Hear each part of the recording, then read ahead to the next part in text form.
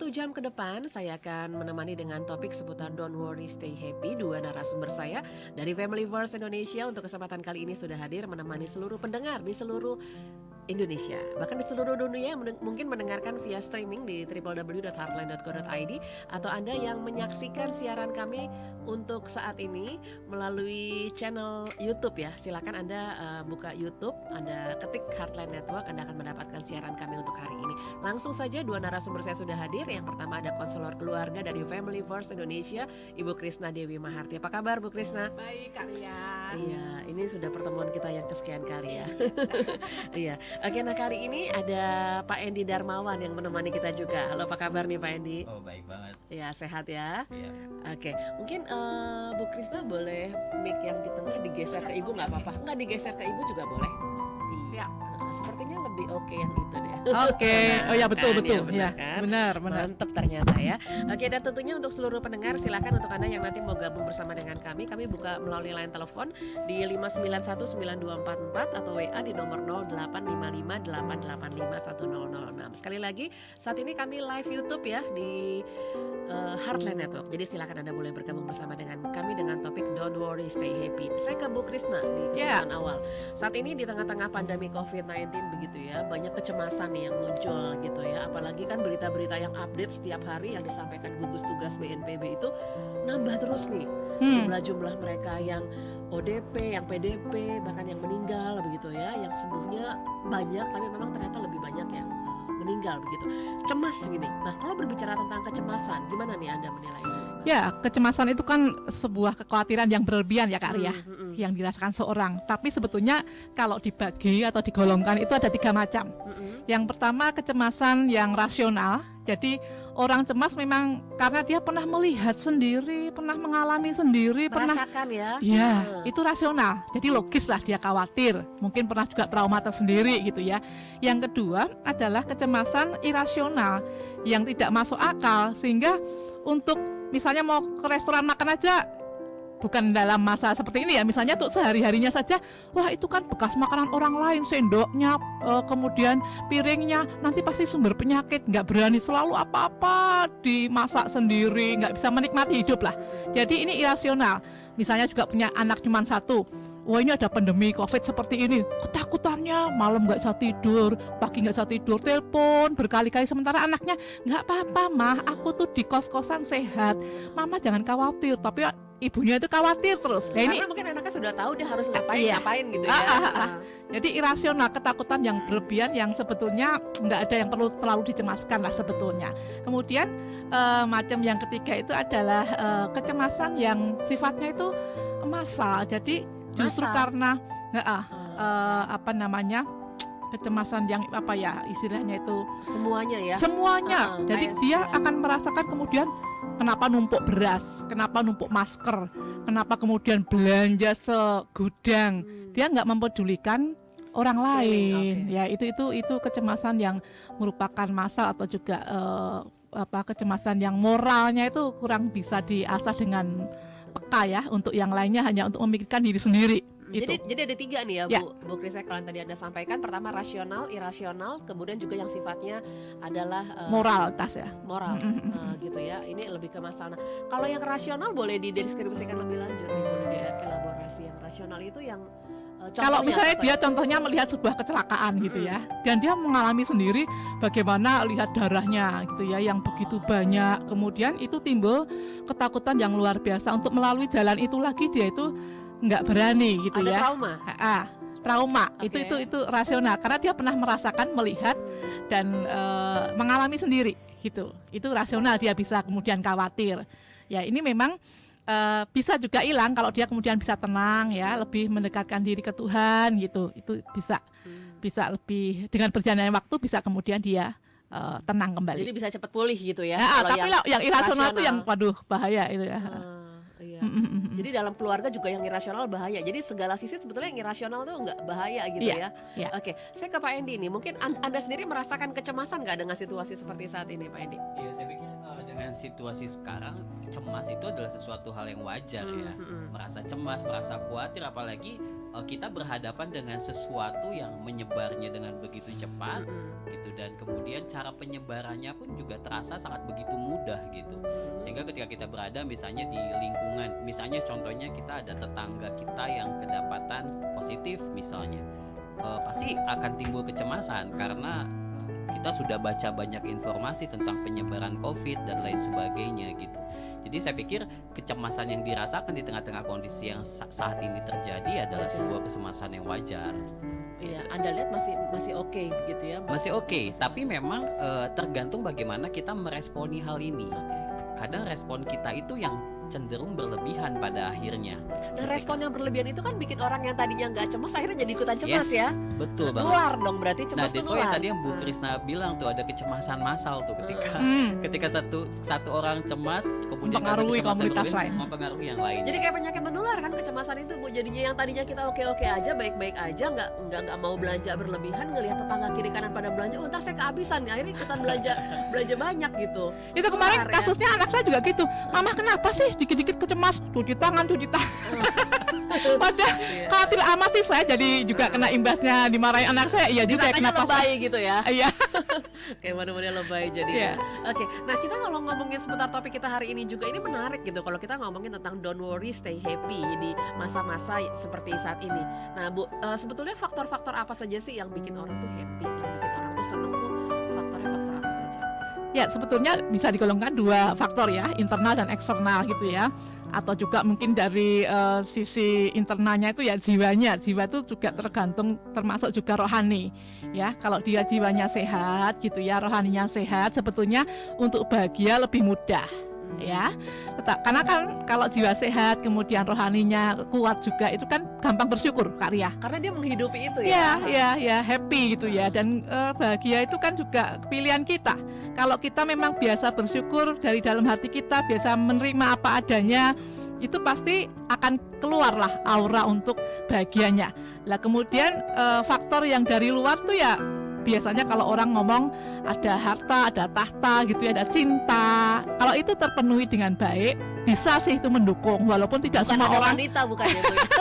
Bukan harta tahta wanita. Iya, itu makanya saya bilang cinta. Cinta. Kalau orang merasa dicintai ya oleh pasangannya, oleh keluarganya, kemudian dia juga dicukupi, dia sebagai seseorang juga difungsikan, apalagi punya sebuah profesional atau jabatan, pasti dia akan happy, walaupun itu tidak menjamin bahwa kebahagiaan itu dari harta gitu ya atau jabatan.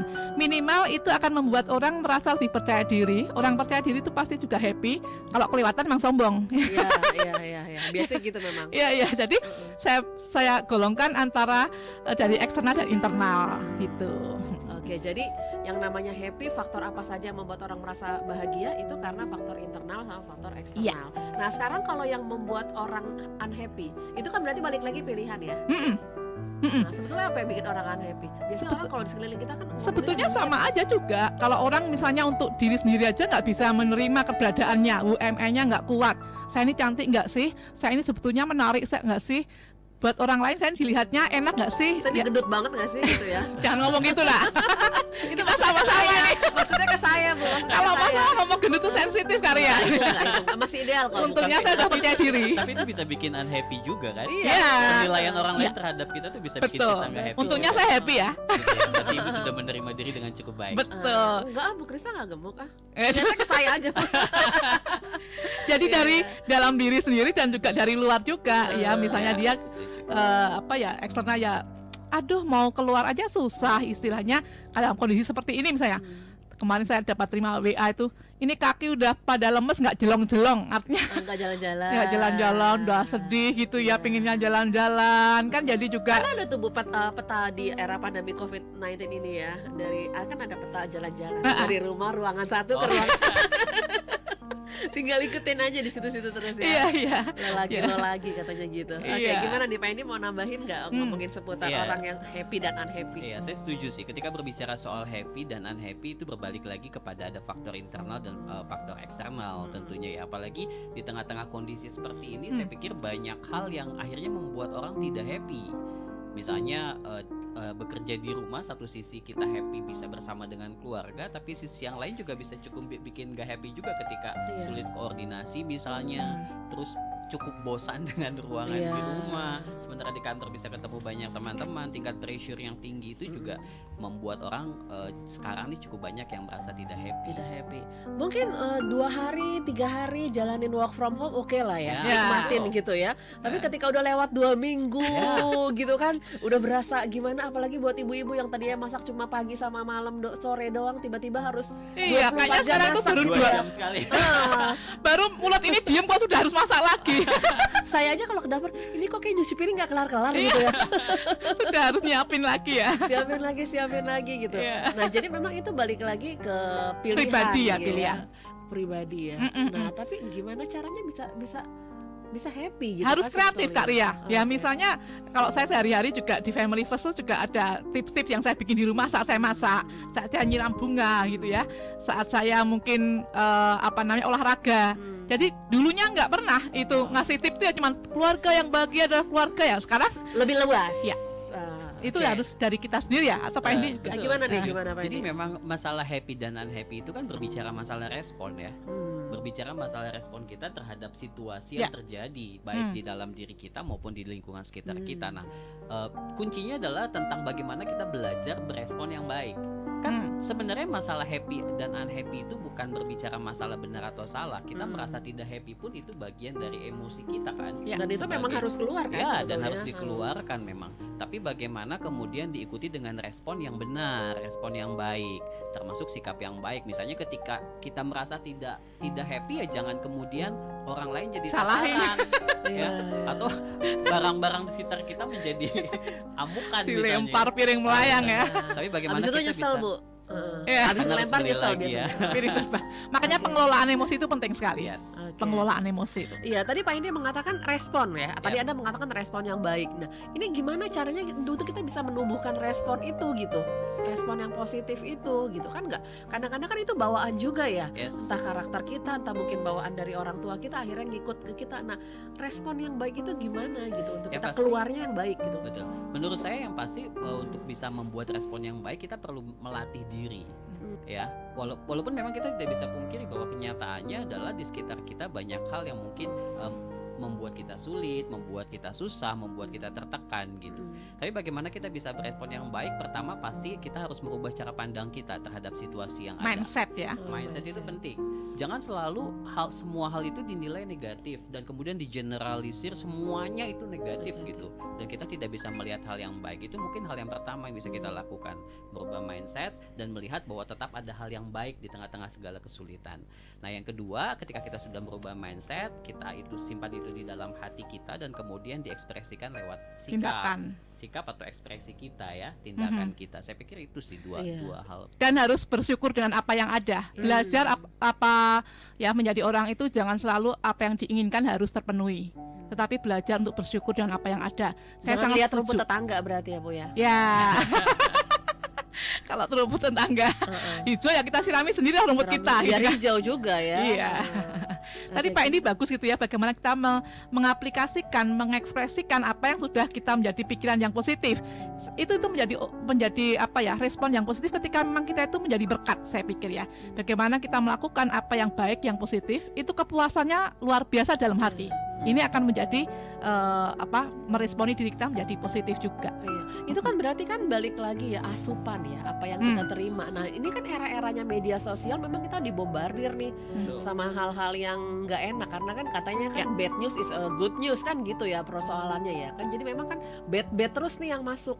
Itu pengaruh ke respon kita juga kan. Betul. Kalau yang kita telan itu yang negatif terus, yang kita baca itu negatif terus, bahkan yang kita ikutan share juga kan akhirnya jadi responnya negatif. Gimana Betul. Pak ini? Ya itu sangat berpengaruh. Berita-berita zaman sekarang itu cukup banyak berita yang misalnya menakutkan, bahkan cenderung media, bisa jadi media atau orang-orang tertentu itu kemudian melebih-lebihkan gitu. Jadi memang kita perlu menjadi orang yang cukup smart dalam hal ini ya. Jangan kemudian semua berita kita telan mentah-mentah kemudian kita sebarkan kepada orang lain. Yang pasti kan kita butuh datanya valid atau tidak.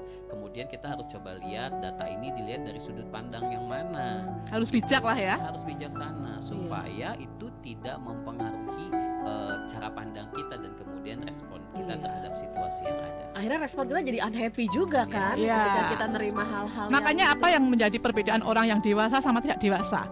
Orang dewasa itu untuk melakukan apapun termasuk nge-share berita, itu ya mikir dulu. Ya, jangan langsung share gitu ya. Kalau Jangan perlu delete, mentah-mentah. habis baca delete aja lah gitu ya. Kalau emang kita Iya, pikir nggak membangun. Ini Nggak membangun apa membangun. tidak? Ini merusak, menakutkan, atau justru akan memang membuat orang antisipasi. Dan kita juga pilih-pilih kan sekarang. Kalau saya juga kemarin dapat kiriman WA dari tetangga itu, jangan terlalu banyak nonton hal-hal yang negatif juga. Lebih baik ya mari kembangkan yang positif. Ya entah berdoa dengan keluarga, entah melakukan hobi yang positif. Itu jauh lebih berharga. Selama ini kita jarang bersama-sama ya, misalnya Iya. kan karena sibuk ya, ayo olahraga bersama, masak bersama itu. Betul. Sampai teman saya juga tuh ada yang kebetulan kita juga di Harteng kita work from home juga, Ya, jadi ya. ganti-gantian nih, seminggu kita 2 kali kerja gitu ya. Yang tadinya temen tuh yang nggak suka drakor akhirnya jadi Ini anak saya nih. bapak-bapak yang anti banget tuh sama drakor ya. Tiba-tiba sekarang saya punya temen itu bapak-bapak, aduh selesai Seneng drakor ya, selesai berjam-jam itu. jago bahasa Korea. Tadinya dia anti banget itu Nah. bapak-bapak itu ya. Tiba-tiba sekarang akhirnya karena dilihat istrinya mungkin nonton itu, anak emang nggak mau, dia akhirnya ngelirik-ngelirik. Jadi Tapi itu bisa bikin happy juga. Iya, makanya Dan ada persamaan satu yang- sisi nonton kemudian baca novel misalnya itu bisa sangat melatih emosi kita Iya. juga. yang tadinya nggak pernah soalnya Nggak kan. pernah. Jadi tantangan itu ya. Betul. Ada tantangan jadi kita bikin happy ya. Iya. Betul nggak sih? Bisa. Ketika ada hal yang baru, nih tiba-tiba tadinya kan anti banget ya sama drama Makanya Korea. tergantung orangnya kali ya. Kalau menyikapinya dengan positive thinking tadi, dewasa bisa happy, mensyukuri. Aduh, dulu kita nggak pernah kayak gini ya sekarang. Dan Tiap hari. tergantung film yang ditonton kalau Ya. menurut saya. Iya. Ayo drakor. Karena ada film-film Iya. tertentu kan memang kayak nggak masuk akal misalnya Iya. kayak gitu ya. Lebay. Ya kalau yang tertantang itu biasanya nonton film yang kita perlu berpikir sesuatu atau ada Iya, hal yang menganalisa, menarik. analisa. Betul, maka ada hal yang menarik dari Romansa. film itu, gitu. Iya. Oke, sebetulnya banyak hal ya Yes. di era-era pandemi COVID-19 ini juga yang akhirnya bikin kita jadi kita lihat respon kita jadi melihat sesuatu dengan hal-hal yang positif. Iya. gitu. Kita break sebentar, nanti kita lanjutkan Baik. lagi ya. Oke, Sketsa Keluarga Indonesia masih menemani Anda untuk hari ini. Jadi silahkan untuk Anda yang mau gabung bersama dengan kami, Anda bisa menyaksikan channel YouTube ya saat ini. Kata kuncinya Heartland Network, Anda bisa mendapatkan siaran kami. Tarakan, Radio Pemulihan Kasih 96,5 FM Bajawa Flores, Radio Rasinda Karanganyar Solo, dan Radio Shalom 107,7 FM Kediri, Jawa Timur.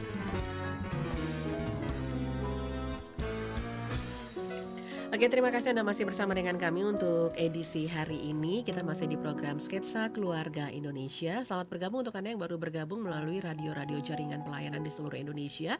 Anda bisa bergabung melalui www.heartline.co.id untuk Anda yang mendengarkan via streaming, dan juga melalui channel YouTube di Heartline Network ya. Dengan topik kita Don't Worry Stay Happy kali ini bersama dengan Family First Indonesia. Ada konselor keluarga di studio Ibu Krisna Dewi Maharti, dan juga ada Pak Endi Darmawan yang bersama dengan kita. Tadi di awal sudah dijelaskan kepada kita bagaimana respon kita gitu ya menghadapi macam-macam masalah sebetulnya ya Bu Krisna dan juga Pak Endi ya. Tidak hanya di era pandemi COVID-19 seperti sekarang ini. Betul. Banyak sekali masalah-masalah memang yang ada. Ada kalimat besar yang mengatakan hati yang gembira adalah obat, semangat yang patah keringkan tulang. Ini gimana nih Bu Krisna dulu? Waduh, saya tuh kadang-kala nggak gembira aja, senyum terus. Ya artinya emang tuh Sampai bingung kali orang-orang di situ ya. Heeh. kapan nih ya? Kayaknya lu gak ada masalah deh gitu ya. Oke. Padahal juga banyak gitu ya. Heeh. Tapi memang ketika hati kita happy itu yang ngerjain apa-apa enak gitu ya.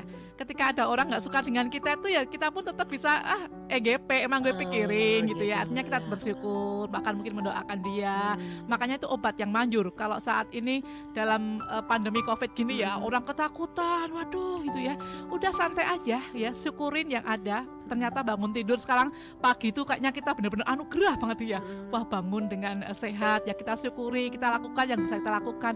Saya sangat setuju dengan pernyataan itu. Hati yang gembira itu obat yang manjur. Obat yang gitu manjur ya. Pak Endi gimana nih? Ketika berbicara hati itu kan bukan cuma sekedar berbicara tentang salah satu organ tubuh kita ya, Hmm. tapi hati di situ kan berbicara sebenarnya tentang keseluruhan hidup Whole kita ya, justru. betul. Jadi ketika berbicara tentang hati yang gembira itu tentang berbicara bukan hanya sekedar apa yang kita rasakan, tapi apa yang kita pikirkan dan apa yang kita lakukan. Bahkan saya pikir kedokteran sendiri pun setuju bahwa ketika misalnya orang ngalamin sakit, pasti salah satu nasihat yang diberikan oleh dokter adalah supaya tetap bisa bergembira. Karena itu Jangan salah satu stres. obat. Yes. Betul. Dan Iya. itu adalah obat yang kita nggak perlu beli sebetulnya. Dan Udah itu ada ya. sesuatu yang muncul di dalam diri kita, dan tentunya itu bisa muncul ketika kita terus ingat bahwa hidup kita itu dipelihara, hidup kita dikasihi oleh Yang Kuasa. Patut disyukuri Yes, gitu ya. banyak hal yang bisa disyukuri dalam hidup. Iya. Nah, sebagai seorang konselor nih, Ya. Bu Krista, sering nggak di era-era pandemi seperti sekarang ini nerima keluhan gitu dari para ibu di luar sana? Oh iya, Apa banyak yang paling ibu-ibu yang banyak dikeluhin? tensinya naik.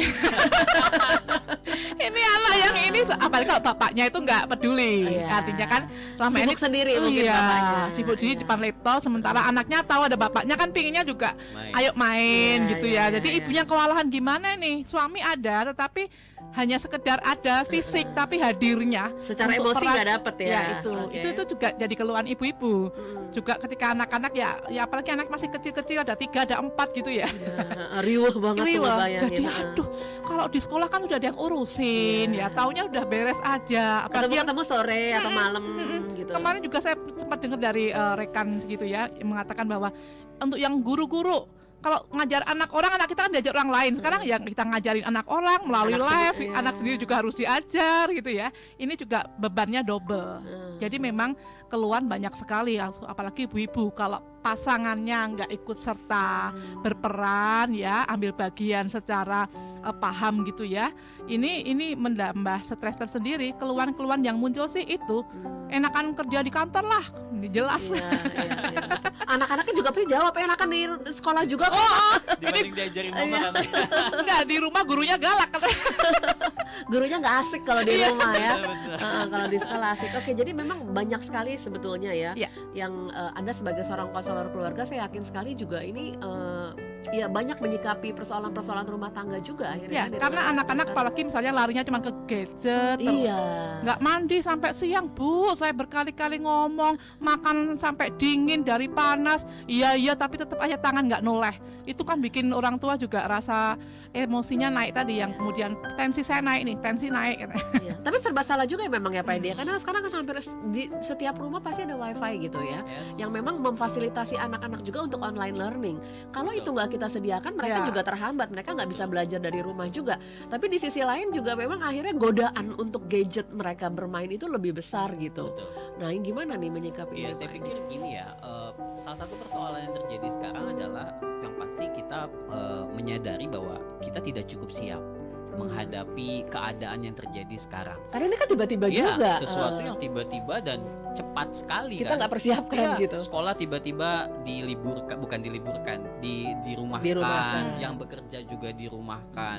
Semua orang tidak siap dengan situasi ini sehingga tingkat stres juga menjadi semakin meningkat. Bahkan yang nikah batal segala macam Betul. gitu kan. Iya, Betul sekali. iya, betul. Sudah Iya. siapkan segala sesuatu. Sudah bertahun-tahun kali Yes. nabung nyiapin Betul. segala. Udah bayar iya. gedung, Aduh, tiba-tiba Hancur gedungnya hati tuh nangis tuh. Mm-mm. Ya, dan terkait dengan gadget yang tadi ya, saya pikir justru di sini peran orang tua adalah bagaimana melatih anak-anak untuk bisa memanage waktu dengan baik. Kan tidak ada salahnya sebenarnya mereka main gadget, karena di tengah-tengah situasi seperti ini kan mereka juga butuh penyaluran atau hiburan ya supaya mereka stay 24 jam di rumah. Betul. Dikali berapa bulan Yes. gitu kali ya. Tinggal dilatih sebenarnya bagaimana memanage waktu dengan baik. Ada saatnya mereka belajar, ada saatnya mereka bisa bermain, termasuk dengan bermain bersama dengan orang tua. Anak-anak mungkin perlu diberikan pengertian juga, walaupun papanya misalnya ada di rumah, bukan berarti kemudian papanya punya waktu yang cukup banyak untuk selalu bermain bersama dengan mereka misalnya. Diberikan pengertian itu dan buat kesepakatan di tengah-tengah keluarga, kapan kita break, kita main lagi, kapan kita semuanya sama-sama pakai waktu untuk Iya, belajar terus. ini anak saya aja kan yang kecil ini kan SMA kelas 2 gitu ya. Jadi untuk misalnya goreng udang Subur tepung, anak saya tuh Bu, Oh, SMA iya. kelas 2. Ya. bikin udang goreng tepung ya dia sendiri sudah bisa. Sini mah aku aja. Ya udah bagus. Sekarang mulai pagi pun sarapan misalnya dia mau omelet gitu ya. Dia udah aku mau omelet nggak mau lauknya mama tak bikin sendiri ya mah. Oke silahkan. Jadi Perempuan ya? ya. Ya pantesan anak saya enggak. lah, gimana mau Pak? Ya. Yang Yang laki-laki Iya. suruh ngecat rumah, Bu. Iya betul-betul bersihin apa kayak bersihin kendaraan segala macam ya. Iya. Oke. Nah tadi kita menyinggung juga nih banyak sekali masalah yang timbul. Saya merasakan gitu apa yang dirasakan oleh teman-teman yang mungkin tadi sampai nikah batal segala macam gitu ya. Sampai saya lihat juga itu banyak teman-teman yang orang tuanya sudah bekerja sekeras mungkin supaya anak-anaknya bisa diwisuda, supaya di rumah ada foto wisuda. Tapi ternyata akhirnya itu piagamnya segala macam dikirim ke rumah. Yes. Tanpa ada toga, tanpa Betul. ada, sementara mereka sudah 5 tahun, 6 tahun berjuang supaya anaknya bisa kuliah, di rumah ada foto bersama gitu pakai toga. Itu nggak terjadi gitu kan ya di tengah era sekarang. Betul. Saya sampai merinding ketika teman saya sedih banget memang sih gitu ya. Ya, Cuma hancur memang, hati ya menangis. tapi memang itu dialami oleh banyak orang soalnya, sampai yang nikah juga sudah persiapan tahunan, bahkan sampai ada yang berhutang segala macam. Yes. Nggak jadi. Gimana nih Bu Krisna? Ya, sebagai saya konselor memang keluarga? mendengar artinya banyak yang curhat langsung ya dalam hal untuk menikah ini, karena ada beberapa teman juga gitu yang memang anaknya mau menikah tanggal 18 besok ini batal gitu ya. Jadi ditunda sampai nanti Juli gitu ya. Tapi tadinya dia kok nggak mau gitu ya. Tapi kalau nggak mau ya nanti kami dari pihak yang hadir nggak ada, boleh lah karena nggak boleh lebih dari 5 orang. Pikir ulang, nangis ya, jadi tangisan lah. Memang ya kita hanya menguatkan ini nggak cuman kamu gitu ya, tapi juga berlaku untuk pasangan-pasangan calon pernikahan yang mungkin bahkan lebih dari sekedar kita. Itu juga yang anak saya ini harusnya akhir April ini ujian skripsi gitu ya. Memang wisudanya masih Agustus. Semoga sih nanti ini kan ditunda ya, tapi penundaannya biar tetap bisa pakai toga saya pikir. Jadi bayangin kalau akhirnya cuma nerima kertas doang. Iya, udah mau kondean. Iya. Kondean di rumah nggak apa-apa kok Bu sebenarnya. Ini ya.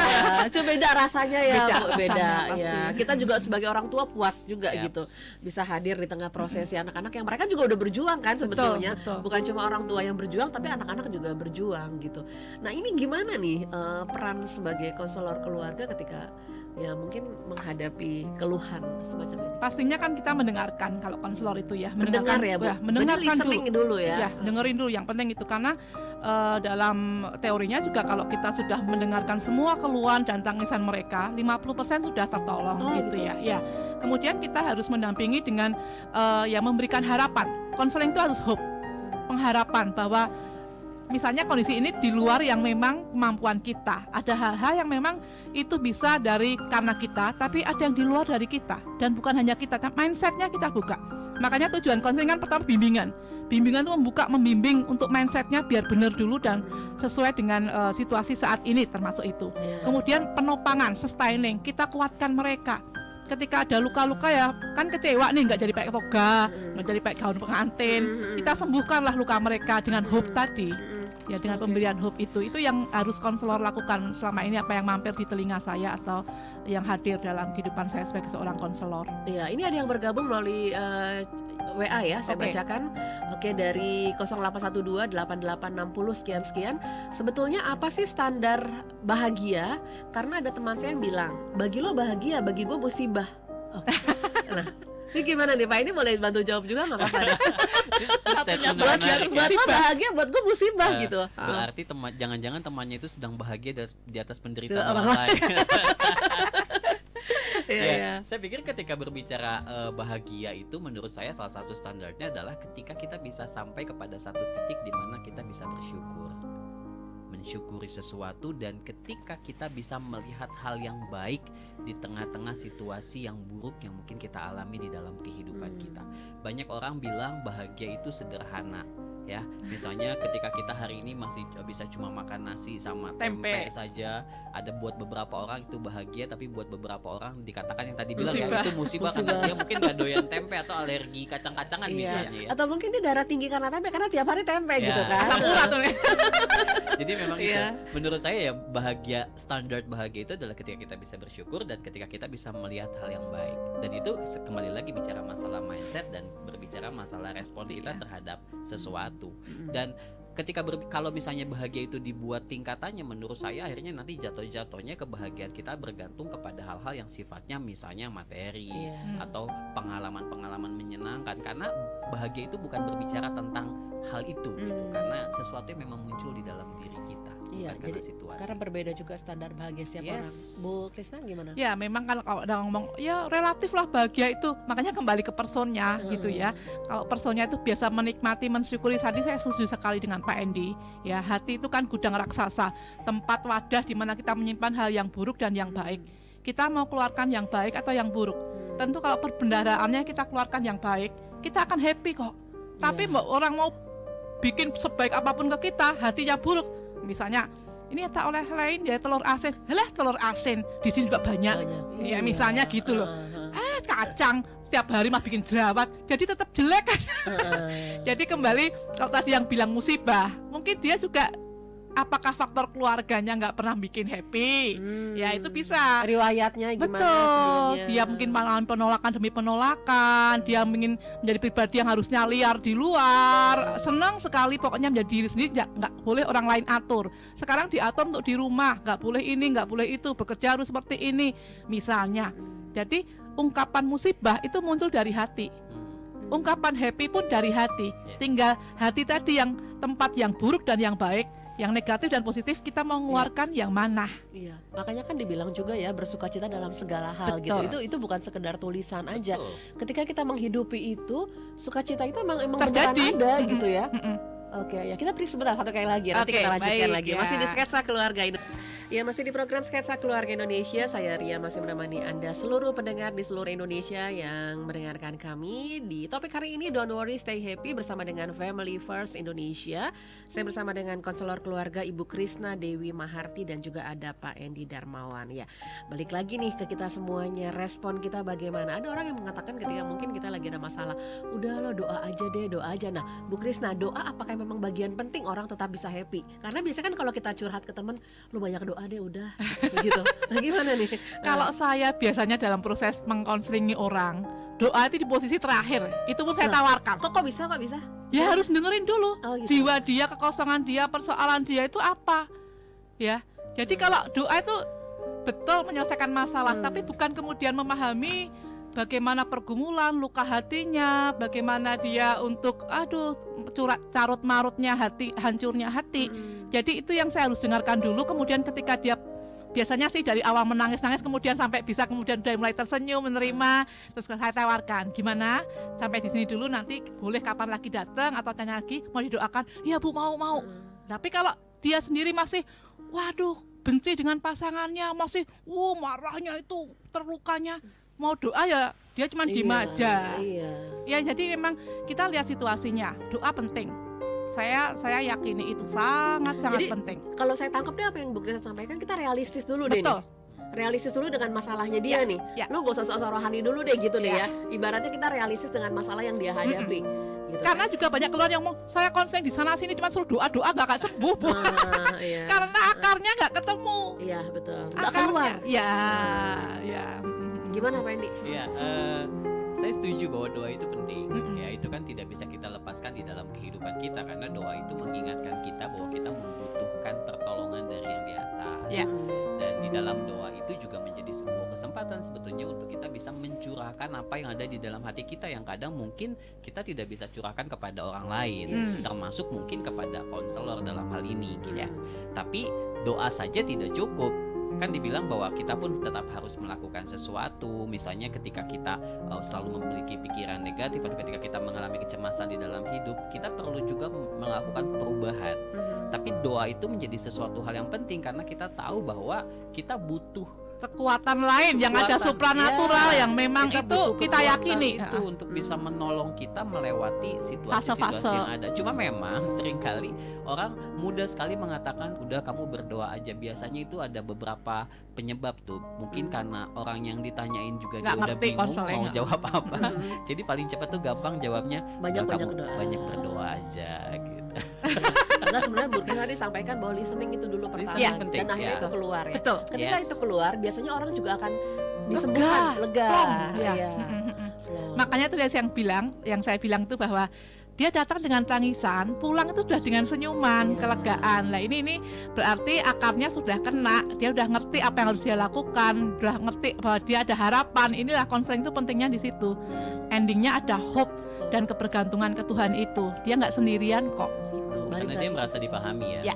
Iya, dimengerti ya. Yes. Bisa dia akan merasa dimengerti. Oke. Nah, kalau cinta dari pasangan itu apakah juga bisa menjadi pemicu happy juga gitu? Wah, itu Nah, wajib. oh, wajib.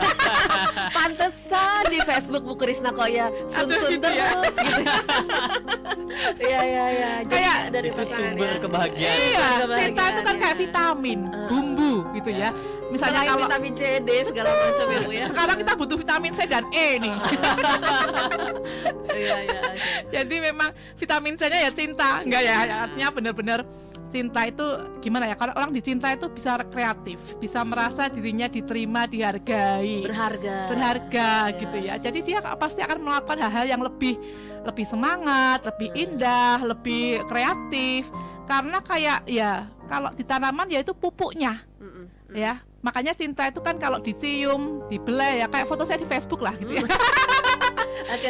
Ini lirik ya Facebook Ibu Krisna ya. Itu Iya. bagian dari Iya. kita kemudian bisa tersenyum terus seperti ini dan berkreativitas. Yang Anda rasakan apa? Tenang, nyaman. Oh, nyaman. Ya, Oke. Jadi Anda bisa melakukan banyak hal Ya. gitu ya. Di Tanpa ada tengah-tengah rasa kenyamanan. takut, khawatir gitu ya, Heeh. karena merasa kita diperhatikan, dicintai dan diutamakan. Nah, problemnya gini Pak Endi, ketika mungkin ya di masa-masa pernikahan setahun 2 tahun Ya. oke lah ya, cinta itu terus gitu. Cuma Betul. lama-lama kan kok jadi gini-gini aja ya. Kok kayaknya kok flat ya. Nah, Hmm. ini gimana caranya supaya cinta itu bisa terus gitu? Iya, cinta itu kan sesuatu yang memang tetap terus perlu di-manage. Dinamis ya. Dan bukan cuma oleh salah satu pihak, tetapi oleh kedua belah pihak. Makanya kenapa pentingnya juga keintiman untuk menumbuhkan cinta itu.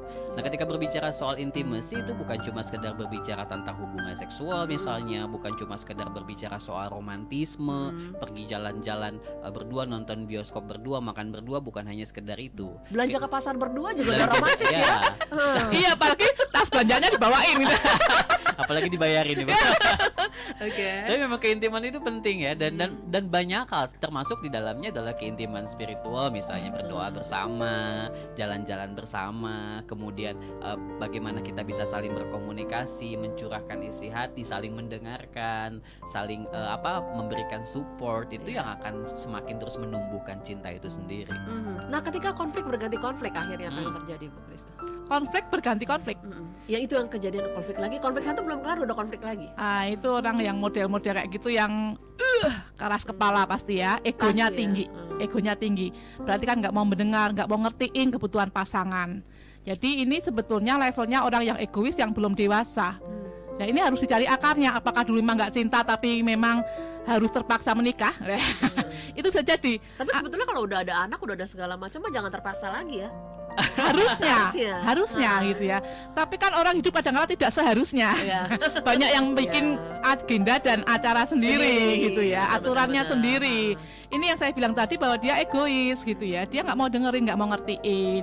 Nah, kalau ini yang terjadi, ya pernikahan itu tidak menjadi pernikahan yang jadi berkah atau menjadi sesuatu yang positif ya. Karena pernikahan itu harus melebur kan, proses peleburan, penyatuan dua pribadi. Kalau satunya konflik, kamu yuk gini, aku juga kayak gini, kamu mau nggak kayak gini, nggak mau kebangetan di kamunya lah, ini kan jadinya hanya maunya didengarkan, maunya menuntut. Ya ini akan jadi apa ya, konflik itu menjadi sebuah warna yang terus-menerus terjadi, ujung-ujungnya ya nanti cuman komunikasi putus Iya. atau perceraian. Hambar ya? Ya. Hambar. Akhirnya memang seperti Iya, itu ya. jadi bom yang meledak Ya. ya, dan Bom waktu. dampaknya akan menjadi semakin Lebih parah, apalagi punya parah anak. ya. Berarti Apalagi dampaknya ke anak-anaknya. Ya. yes, dan yang mungkin perlu ditelusuri adalah apa sih yang sebetulnya menjadi akar dari konflik Itu dia yang tadi saya sendiri. bilang. Biasanya pasti tetap akan ada pola tuh, ada polanya biasanya. Dan pola berulang ya. Yes, Ya. biasanya seperti itu tuh. Pola Ada asuh sama orang tua dulu. berulang cara, mungkin ada hal tertentu di dalam ke diri pasangannya yang masih belum bisa Dikeluarkan. Iya, belum transparan di antara mereka berdua misalnya, dan itu biasanya menjadi penyebab konflik akan terus terjadi. Terulang-ulang terus. Kuncinya mungkin komunikasi penting ya. Komunikasi penting dan juga jiwa yang sehat ya. Yes. Karena kalau kadang-kala maaf kata, taunya suami ini cukup lah gaji segitu sehari-hari, tahu-taunya ada tagihan utang banyak. Nah, ini istri yang pola dulu mungkin dia mungkin hidup serba ada Iya. tapi nggak ngomong. Iya, betul. Keterbukaan penting sekali selain komunikasi Iya, itu. akhirnya terkaget-kaget Iya. gitu ya. Terus Kok disalah-salahin bisa? terus. Ya oke. Nah, jadi apakah nanti akhirnya ketika orang tua happy melahirkan anak-anak yang happy juga? Oh pasti. pasti itu. Kalau orang tua yang happy kan pengaruh janin ketika kita juga senyum terus gitu, tapi nggak senyum sendirian loh ya. Senyum sendirian pas di kaca sekali-sekali nggak apa-apa. Tapi ada terapi, ada terapi senyum dan terapi tertawa. Sendiri ya, belajar dulu sendiri ya. Mempengaruhi ya. Ya. Anak-anak juga percaya diri, anak-anak juga akan ekspresif, anak-anak juga akan pandai, happy. Itu pasti pengaruh, Kak. Iya pasti ya. Dan penelitian banyak membuktikan hal itu. Ya. Karena ketika anak-anak itu kan belajar dari orang tuanya, orang tua jadi role model buat mereka. Ketika orang tuanya misalnya menjalani hari-hari dengan penuh kemarahan, sering konflik, penuh dengan kekhawatiran dan kegelisahan, akan berdampak kepada anak-anaknya. Itu Termasuk pasti. makanan juga ya. Saya perhatikan tuh ketika awal-awal dulu sebelum sebelum kerja dari rumah gitu ya. Saya kadang merasa bersalah juga sih sering kasih mereka makanan-makanan siap saji gitu. Sampai akhirnya mereka ketika dikasih makanan rumah jadi kayak berat banget gitu ngasihnya. Kayaknya PR gitu loh. Aduh nggak suka nih, kayak salah saya dulu nih udah kebiasaan ngasih sesuatu. Nah ini sebetulnya untuk memperbaiki segala sesuatu di era-era ini bagus ya, di era pandemi sekarang. Makanan sehat balik lagi, akhirnya kita masak, punya banyak waktu gitu ya. Komunikasi yang cukup banyak dengan anak-anak, bisa main bersama, itu salah satu terapi yang baik tuh. Betul. Untuk memperbaiki banyak hal yang mungkin sudah lama nggak tersentuh ya. Lama tidak tersentuh. Oke, baik, kita harus akhiri nih. Tapi mungkin ada kiat-kiat happy di tengah masalah atau krisis atau konflik yang ada. Mungkin boleh review lagi juga dari Pak Edi dulu sebelum nanti. Oke, kalau dari saya ya, di tengah-tengah situasi seperti ini kita memang perlu memiliki mindset yang benar dulu. Jangan segala sesuatu itu dipandang negatif, jangan segala sesuatu dipandang buruk. Kemudian kita harus melihat ini sebagai sebuah realita yang memang mau tidak mau kita harus hadapi. Jadi keoptimisan itu menjadi sesuatu hal yang penting. Dan tidak boleh lupa bahwa hati yang gembira itu akan mempengaruhi banyak hal di dalam hidup kita. Jadi belajarlah untuk tetap melihat hal yang baik dan belajarlah untuk bersyukur. Ya, itu dia ya. Betul sekali ya, bersyukur dengan apa yang ada gitu ya. Jangan banyak menuntut, jangan banyak mengeluh, lakukan apa yang baik yang memang Anda bisa. Kembangkan hobi-hobi yang positif, karena namanya hobi itu pasti kan Anda senang, tapi harus yang positif. Kalau orang mempunyai hobi kemudian dilakukan, dia akan merasa diri ini berarti. Ya betul ya, termasuk hobi banyak ya, binatang peliharaan, bertaman, musik, nyanyi. Iya benar. Kadang-kadang kan orang mengeluh, wah kurang waktu nih olahraga, wah selama ini pada hobinya musik. Ayo lakukan itu di masa-masa seperti ini. Anda akan merasa happy, dan happy itu akan mempengaruhi seluruh isi keluarga Anda, ataupun menjadi apa yang menjadi tugas Anda akan terwarnai dengan hati yang happy ini. Dan akhirnya rumah tuh beneran jadi home sweet home ya. Ya, home sweet home. Homey cuma host aja ya. Oke, thank you untuk waktunya Pak Indi, thank you ya. Sudah sharing bersama dengan kita. Bu Krisna Dewi juga sama-sama, terima kasih. ya. Untuk Anda yang terlewat siaran saya hari ini bersama dengan Family First Indonesia, Anda boleh ke channel YouTube untuk menyaksikan siaran kami. Kata kuncinya Heartline Network ya. Terima kasih untuk kebersamaan Anda dan stay tune.